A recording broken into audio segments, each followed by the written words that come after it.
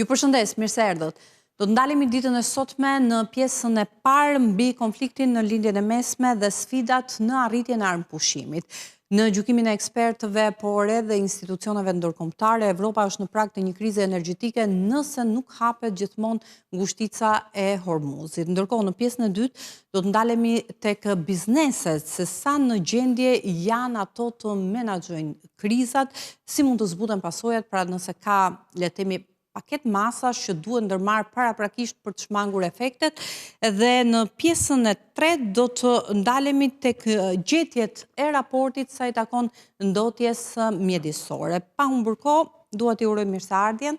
Kënaqësi që e kemi në studio zotin Evarist Beqiri, ekspert për marrëdhëniet ndërkombëtare. Përshëndetje, mirëse. Faleminderit, kënaqësi. Kënaqësi që jeni me ne. Përpara se ndalemi tek, duke qenë se gjithë vëmendja përgjatë këtyre ditëve ka qenë tek arritja e armëpushimit. Edhe qëndrimet që kanë mbajtur palët në këtë rast, Shtetet e Bashkuara të Amerikës dhe Irani, qëndrime komplet të kundërta. Përpara se të shkojmë aty, si e komenton deklaratën e bërë nga sekretari i përgjithshëm i Kombeve të Bashkuara, Antonio Guterres, që sot ka vënë në dukje se lufta ka rrezik, pra lufta në Iran, ka rrezik që të përshkallëzohet. Rreziku ekziston dhe ka një spirale që është hapur për të gjetur rrugën e paqes, por deklaratat publike ndonjëherë nuk janë gjithmonë ato treguesi më i mirë që ne mund të kuptojmë se çfarë po ndodh realisht mbrapa dyerve të mbyllura, pra ose negociatat si po zhvillohen, që kam përshtypjen në këtë moment janë duke u zhvilluar në një fshehtësi dhe me ndërmjetës. Pra besoni që ka negociata? Në kuptimin, iranianët kanë dhe frikë për jetën e atyre që do negociojnë, pra të leadershipit, dhe me sa duket ka pasur dhe këtu një marrëveshje që mos të goditen liderët që kanë ngelur gjallë aktualisht, pra është kërkuar nga ndërmjetësit, për shembull Pakistani apo edhe vende tjera që janë Turqia, Katari flitet, apo dhe Arabia Saudite, por në rastin konkret Pakistani duket se ka marrë një rol më aktiv që të komunikojë me dy palët dhe është kërkuar për shembull që të hiqen nga lista e objektivave që janë vendosur për të eliminuar nga Shtetet e Bashkuara dhe Izraeli, ministri i jashtëm dhe kryetari i parlamentit të Iranit. Sepse me këtë do negociojnë, nëse do eliminohen gjithë, kështu që dhe ka një dakordsi në këtë pikë. Por publikisht Irani ka refuzuar një propozim në qëndrimet publike, të paktën çfarë ka deklaruar presidenti Donald Trump, edhe një ditë më parë e shprehu këtë tezën që kanë frikë që të dalin hapur se kanë nisur negociatat. Kanë frikë dhe për jetën, sepse por edhe se si mund të reagoj populli iranian në kushte të tilla. Është e vërtet, regjimi do që të ketë në një farë mënyrë edhe një fitore, po quhen në thonjza, për të garantuar vazhdimsinë, por dhe Shtetet e Bashkuara duan që të arrijnë objektivat që i kanë vendosur këtij operacioni bashkë me Izraelin në fillimin e luftës, pra, fillimin e këtij operacioni të cilin ato e kanë rakorduar me njëri tjetrin dhe patjetër që kryesorja është heqja dorë nga programi bërthamor, prodhimi në masë i raketave balistike dhe me rreze të gjatë veprimi, por negociatorët me sa duket janë duke komunikuar aktualisht ka dhe një farë, po themi, konfidencialiteti për të marrë vesh gjithçka çfarë ndodh. Zakonisht edhe kur bën deklarata publike, në prapasken negociatat vazhdojnë, nuk është se është gjithçka ajo që ne dëgjojmë në media apo ajo çka thuhet zyrtarisht, sepse ato komunikojnë, siç e tham, edhe me botën, po komunikojnë edhe me publikun e brendshëm, pra me qytetarët e vendeve përkatëse. Si Shtetet e Bashkuara ashtu dhe Irani, pra kanë dhe problemet e brendshme, o mënyra se si perceptojnë luftën njerëzit brenda njërit apo tjetrit vend. Dhe në këtë aspekt ka dhe disa elemente të tjerë që duhen marrë në konsiderat, për shembull disa veprime sipas burimeve serioze, mediave serioze, referuar kanaleve që ato kanë të komunikimin me shërbimet inteligjente, flitet që Irani po parapërgatitet dhe po merr masa për të mbrojtur nga një sulm toksor.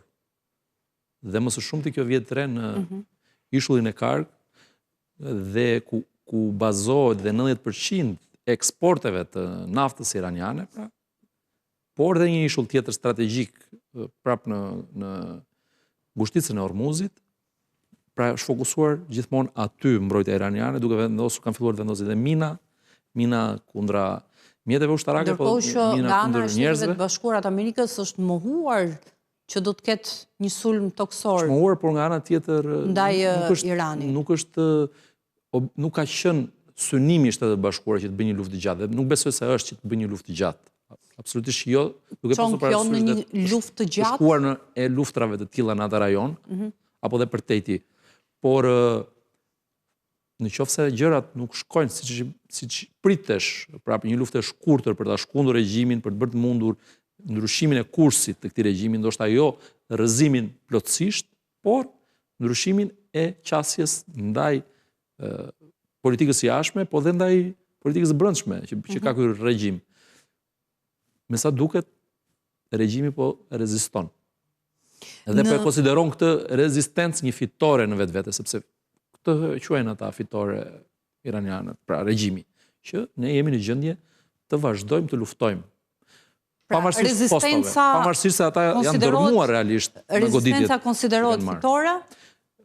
Konsiderohet fitore në mundësinë e tyre dhe interpretohet si e tillë, se nuk është fitore në vetvete, por ata interpretojnë dhe patjetër që fitore është edhe fakti që ata janë në gjendje të dëmtojnë dhe të çrregullojnë tregjet globale, sepse duke efektet i kemi pezulluar, po i shikojmë dhe mund të rëndohen. Dhe duke qenë të rëndësishëm strategjikisht në atë vend, pra duke kontrolluar një pikë kyçe të tregtisë së naftës, patjetër që kanë mundësi që të destabilizojnë jo vetëm atë rajon, por të destabilizojnë tregjet në gjithë botën.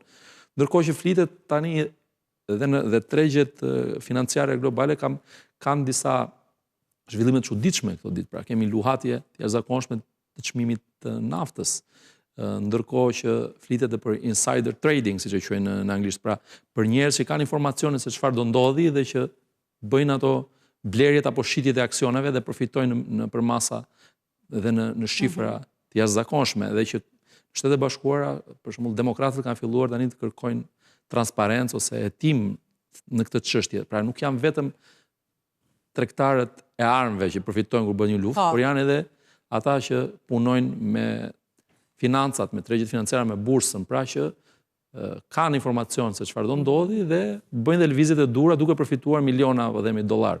Kështu që lufta ka dhe këto aspekte dhe këto elemente. Ndërkohë për njerëzit e thjeshtë, për popullin e thjeshtë, qoftë amerikan, qoftë iranian, po dhe për ne qytetarët e tjerë të botës. Edhe në këtë studio. Po, kështu që për ne lufta ka kosto oportune që i prekim tani duke mbetur pak tek objektivat dhe fakti që Shtetet e Bashkuara të Amerikës janë përfshirë në këtë konflikt duke pasur disa objektiva të caktuara që lidhen me planin bërthamor të Iranit. Në kushtet aktuale ku po diskutohet dhe vetë presidenti Trump ka deklaruar që ka nisur negociatat, pra ka një plan me 15 pika për t'i dhënë fund konfliktit, apo për të arritur armëpushimin me Iranin. Duke mbetur tek objektivat gjithmonë, te qëllimi që kanë Shtetet e Bashkuara të Amerikës, ka ndryshuar këto objektiva teksa konflikti është 4 javë nga nisja e luftës? Ka ndryshuar apo jemi me të njëjtat, pra Shtetet e Bashkuara vijojnë të kenë të njëjtat qëllime? Edhe duke pasur parasysh këto lëvizjet, gjykoj që Shtetet e Bashkuara apo këto hipotezat lidhur me zgjatjen, nisjen dhe zgjatjen e konfliktit, i kanë pasur objektivat dhe i kanë se çfarë duan të realizojnë, por se sa do ta arrin, apo do t'i arrin t'i plotësojnë të gjitha, kjo është një çështje që kur fillon lufta kuptohet më mirë, sepse në fillim ti mund të bësh planet e tua siç bën dhe kundërshtari, por kur përplasen dy ushtrit ose kapacitetet se cilit vend, atëherë kuptohet dhe më mirë, apo nga qëndrimet, deklaratat dhe mënyra se si janë prezantuar deri më tani, edhe gjitha të paktën çfarë diskutohet, jemi me të njëjtat objektiva, SBA ka pasur të njëjtat gjëra apo ka ndryshuar? Ka pasur në komunikimin publik që ne shikojmë, ka patur si me thënë, deklarata që në duke mund t'jenë kontradiktore, por nga ana tjetër mund t'jenë edhe pjesë e një strategjie ose pjesë e negociatave që zhvillohen në Pravaskën, siç e thamë në fillim, por unë gjykoj këtë që objektivi kryesor ishte që Irani të pengohet në realizimin e armëve bërthamore. Thuhet se duhen verifikuar edhe gjërat, burimet e informacionit, po dhe nga deklaratat publike, qoftë presidentin Trump po dhe të tjerëve, që Irani po punonte fuqimisht për të realizuar bombën dhe ishte shumë afër për ta bërë një gjë të tillë. Pavarësisht se ishin ulur në tavolinë negociatave dhe donin një marrëveshje, nga ana tjetër po punonin për realizimin e bombës bërthamore. Pra ky është një objektiv i deklaruar dhe nga i cili nuk kanë hequr dorë, besoj, as Shtetet e Bashkuara as Izraeli. Patjetër dhe ndryshimi i regjimit u fol në fillim dhe u bë thirrje popullit iranian që të dilte, por duke pasur parasysh në çfarë vendi jeton ai popull dhe çfarë mundësish ka për të bërë protesta apo për të bërë të mundur rrëzimin e regjimit, dhe regjimet e tilla duhet të kuptojmë që duhet të rrëzohen duke u krisur, duke u çarët dhe na brenda, jo thjesht dhe vetëm me bombardime. Pra mund të duhen edhe lëvizjet e tjera, ose mund të lëvizësh duke bërë luftë pastaj konvencionale, luftë duke çuar trupat në terren për të pushtuar pjesë të caktuara ose për të ndërhyrë në objektive, për të kapur objektive strategjike, dhe me sa duket ka në këtë aspekt lëvizje të trupave amerikane në linjën e mesme. Kemi marinsa që kanë shkuar atje, flitet për një lëvizje edhe sot, pra ka pas rreth 3000 marinsa që janë dislokuar në linjën e mesme. Pra janë disa elementë që të bëjnë të mendosh që mund të ketë lëvizje të tjera, nëse negociatat nuk do shkojnë si duhet, dhe kjo është deklaruar publikisht. Presidenti Trump fillimisht bëri atë deklaratën për një ultimatum 40 orësh, pastaj dha mundësi një armëpushimi, domethënë mos goditje të objektive strategjik energjetik, sepse lufta vazhdon, ka pas goditje edhe këto ditë. Objektive ushtarak, po flas nga Izraeli, po dhe nga Irani ka pas vrasje të flitet sot u konfirmua vrasja e komandantit të forcave detare iraniane. Pra lufta ka vazhduar. Nga ana tjetër dhe Irani ka goditur me raketa balistike dhe vendet e linjës mesme dhe me dron, pra ka pas dhe viktima sot për shembull në Abu Dhabi. Pra në këtë aspekt objektivat e njërit apo tjetrit vend mund të jenë dhe fleksibël dhe mund të jenë të ndryshueshme, duke pasur parasysh dhe zhvillimet që ndodhin. Dhe një element tjetër pra që del në pa është dhe fakti se disa dhe e kanë ironizuar, por me cinizëm kanë thënë që Shtetet e Bashkuara tash i kanë vendosur si objektiv kryesor për shembull hapjen e ngushticës së Hormuzit, ndërkohë që ajo ishte hapur para luftës dhe ku na çoi kjo luftë, pra tani të jetë objektivi kryesor vetëm ky. Pra duket sikur kanë ngecur disi në këtë aspekt, por nga ana tjetër dhe aty është dhe një dramë vetë, sepse janë anije që janë marinarë që janë aty dhe nuk po lejohen të lëvizin, pra anije që ishin para fillimit të luftës, që kanë ngelur në atë ngushticë. Të bllokuar. Është dhe një krizë humanitare nga ana tjetër, por duhet garantuar dhe në vijimësi, sepse Irani ka nxjerrë dhe një tezë tjetër tani që kërkon për të ardhmen pra dhe pagesën e një tarife për anijet që do përdorin. Kishte vërtetësi në këto lajme? Flitej dhe për një projekt ligj që do diskutohesh në parlamentin iranian, pavarësisht se është në kushte lufte, për të miratuar një tarif për të kaluar një projekt ligj, pra një ligj që të vendosë një tarif, sepse thonë që ne kemi të drejtën ta bëjmë këtë gjë, sepse garantojmë aty sigurinë e kështu me radhë. Por kjo gjë do të çonte drejt një përshkallëzimi. Unë mendoj që fokusi i të dyja palëve, dhe Shtetet e Bashkuara dhe i Iranit, ka qenë deri në këto momente që të ruajnë të ruajnë të konflikt nga përshkallëzimi i mëtejshëm, sepse çdo përshkallëzim i mëtejshëm do të ishte një rrezik shumë i madh për të dyja vendet, gjykoj, jo vetëm për Shtetet e Bashkuara që nuk duan që të ketë shtrirje më të gjerë se çka aktualisht konflikti. Irani e tentoi fillimisht ta bënte, si duket pastaj kuptuan gabimin dhe nga ana tjetër nëse do kishim një aleancë pastaj dhe nëse do përshkallëzohej dhe gjitha vendet e tjera që janë sulmuar në Iranin në linjën e mesme do i bashkoheshin Izraelit dhe Shtetet e Bashkuara, patjetër që situata do bësh akoma dhe më dramatike pastaj dhe lufta do të merrte një rrjedh tjetër. Një rrjedh krejt tjetër. Edhe duke mbetur tek ngushtica Hormuzit. Kjo është një skenar që është i hapur për momentin, realisht. Pra ne mund të kemi ndoshta... Edhe një kundërpërgjigje nga vendet e lindjes... Kanë të drejtën, e kanë rezervuar të drejtën. Ndoshta Shtetet e Bashkuara aktualisht nuk i kanë lejuar, sepse e thash janë ruajtur për të garantuar për shkallëzimin. Pra, aktualisht nuk kanë lejuar këto vende që t'i bashkojnë një koalicionit të mundshëm. Flitet që ato kanë kërkuar, pra qoftë Emiratet e Bashkuara Arabe, qoftë Arabia Saudita, apo vende tjera, kanë kërkuar që t'i bashkojnë një aleance për të rrëzuar regjimin iranian. Por e thashë nuk duan Shtetet e Bashkuara për shkallëzim. Dhe Irani patjetër kërkoi falje pastaj në një farë mënyrë, por ama po vazhdon pra. Po vazhdon sepse nuk ka mundësi tjetër reagimi, pra do të krijojë probleme, por dhe karta më e mirë që ka Irani sot në dorë është pikërisht karta për destabilizimit të tregut energjetik të botës mbar, jo thjesht dhe vetëm sulmeve që po bën aty asimetrike, dhe në luftë asimetrike ka mundësi të bëjë dëme, po shohim ka sulme kibernetike, ne kemi parë edhe në Shqipëri, pra dhe dje u fol për një sulm tjetër, ndërkohë ka sulme edhe në Shtetet e Bashkuara, ndaj kompanive për shembull mjekësore, ndaj rrjeteve, infrastrukturës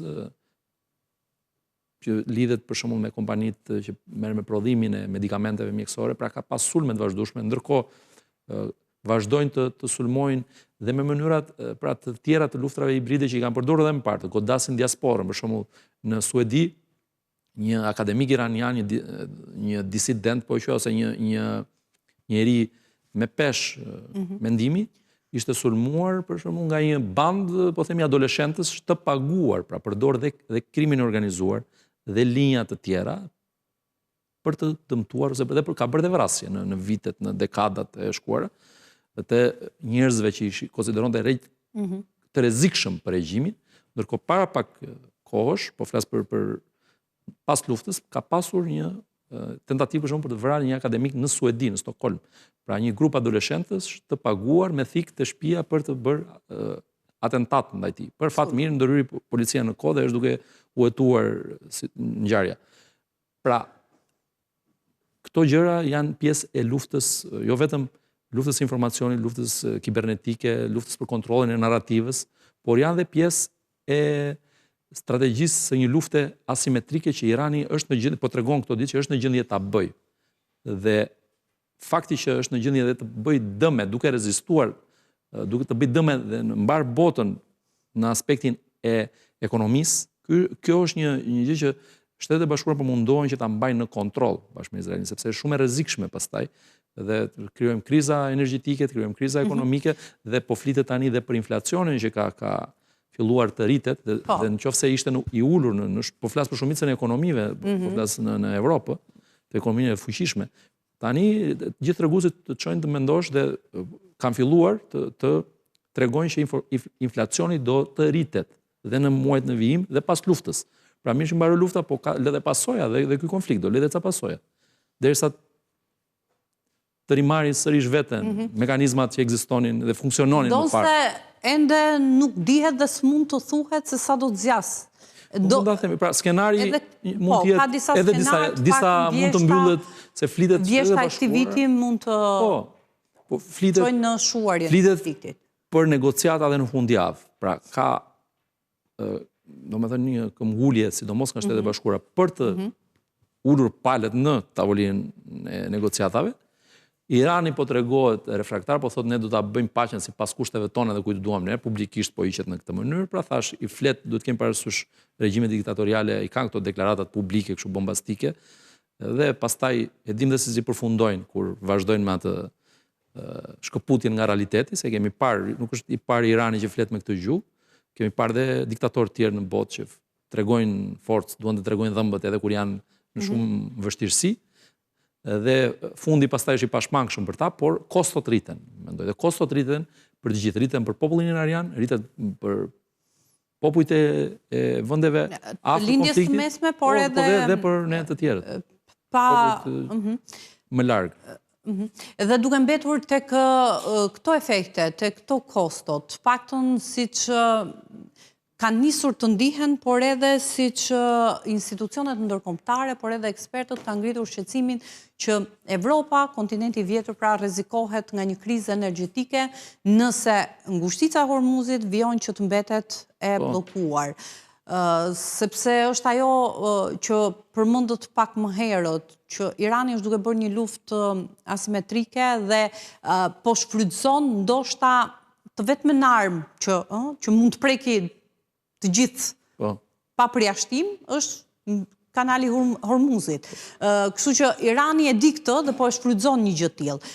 Nga ana tjetër, Shtetet e Bashkuara të Amerikës po i përmbahen rolit, që do thotë nuk po lejojnë që konfliktit të zjerohet, konfliktit të përshkallëzohet, duke mos bërë bashk, apo le të themi duke mos përfshirë vende të tjera, qoftë nga lindja e mesme, qoftë nga Evropa, por vetë Bashkimi Evropian duhet të ketë një rol më aktiv në këtë drejtim?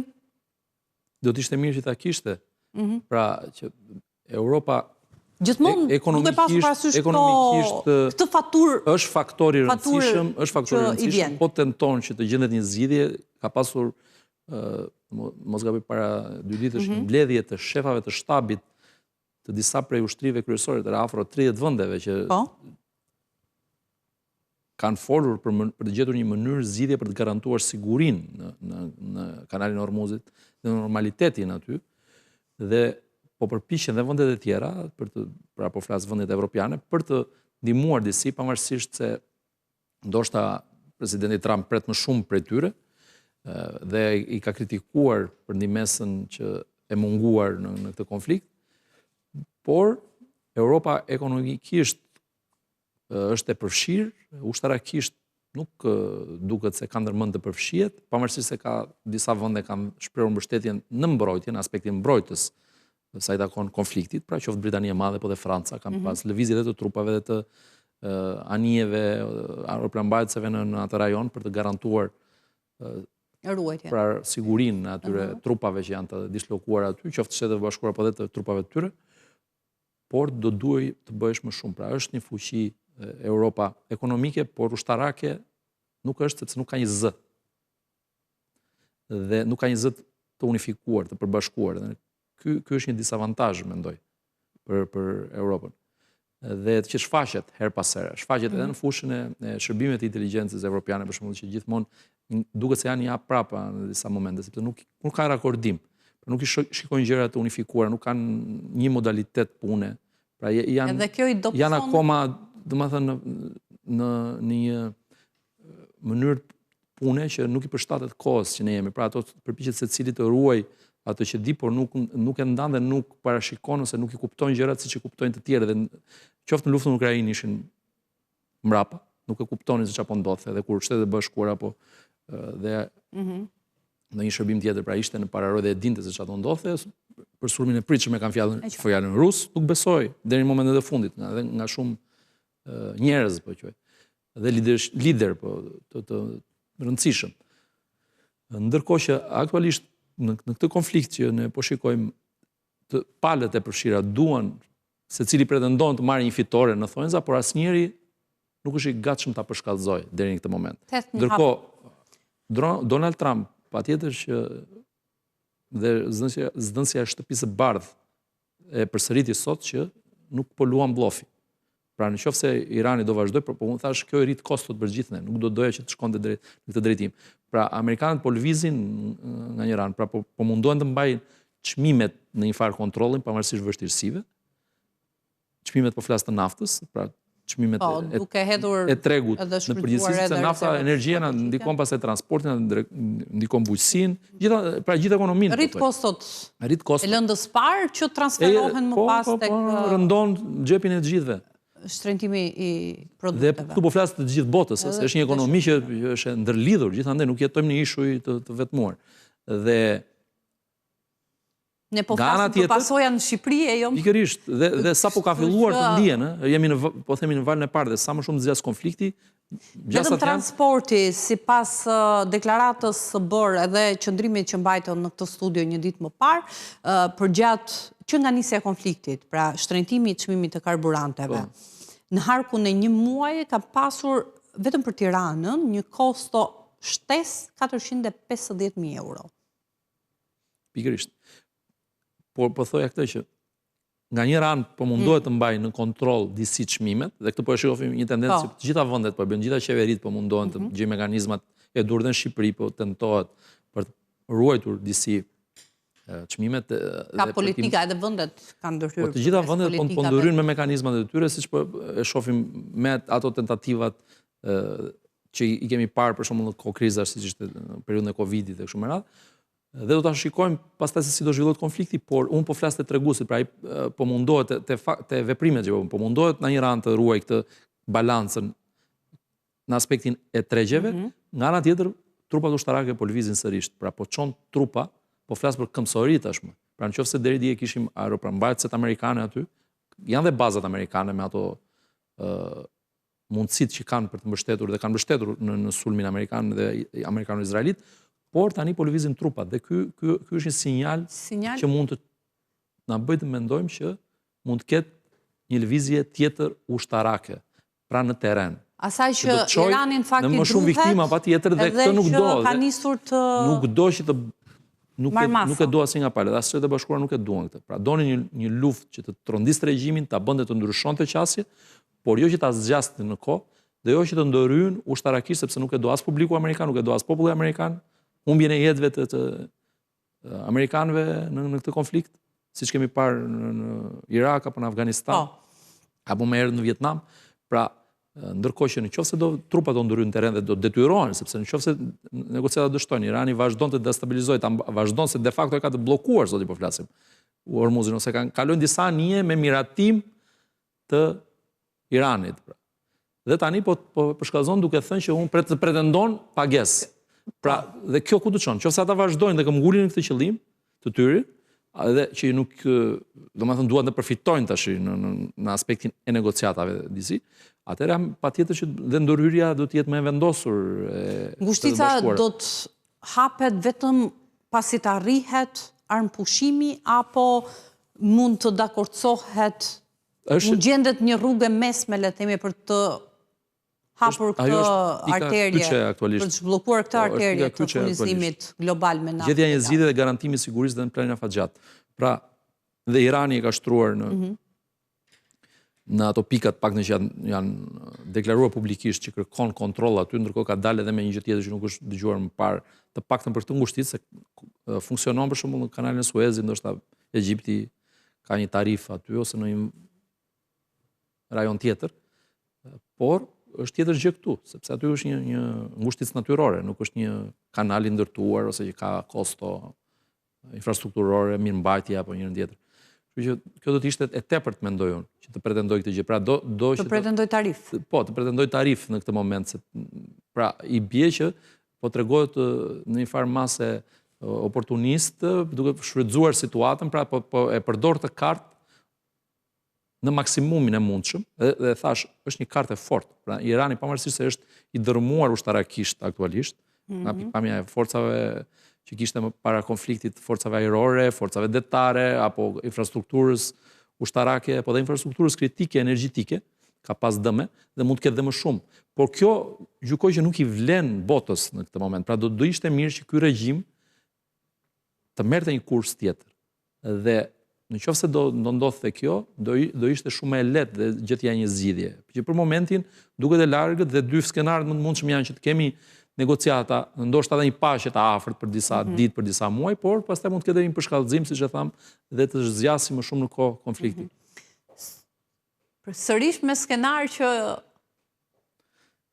na orientojnë pra në dy pole të kundërta. Deri tani këto janë gjasat. Këto janë gjasat. Por të shikojmë qofse do fillojë dhe palët do ulen ndoshta në fundjavë, siç u fol fillimisht, por me këtë refuzimin që i bëri publikisht Irani kësaj marrëveshjes me 15 pika, propozimit amerikan, pra që është dorëzuar, kjo është konfirmuar tashmë që është dorëzuar një propozim nëpërmjet pakistanezëve, e ka refuzuar Irani. Tani do të shikojmë se si do sillen deri në fundjavë apo në ditët në vijim, do jenë të hapur për të dhënë një sinjal dhe publiku të tyre dhe botës që janë gati për të bërë marrëveshje, pavarësisht se armëpushimit. Ata thonë që nuk jemi të gatshëm për një marrëveshje tani, do e bëjmë kur të mendojmë ne, sepse thash është dhe komunikimi publik me popullin e tyre, do të tregojnë prap forcë, por presidenti amerikan po ta dëgjosh se çfarë thot komplet tjetrën. Pra janë ata që po më lutën mua, thot, për të bërë marrëveshje. Pra do thoni ju në këto raste ku qëndron e vërteta, dikun mes mund të jetë e vërteta, pra që të dy palët e duan marrëveshjen dhe duan të japin fund konfliktit, se tash ruan nga përshkallëzimi, por duhet gjetur dhe momenti dhe koha për ta bërë të mundur që secili të garantoj, po themi, edhe në një farë mënyrë nderin, po që edhe për të dalim me nder nga ky konflikt. Nga ky konflikt. Unë ju falenderoj, shumë kënaqësi që ishit me ne. Faleminderit. Kënaqësi për mua.